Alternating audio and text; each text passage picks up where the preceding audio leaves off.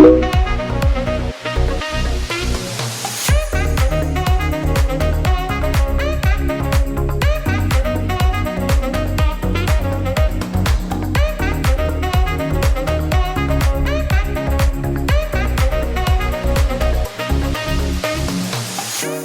don't deny there's some strange evolutionary process going on, but mankind won't be destroyed. The fact that you and I are working here today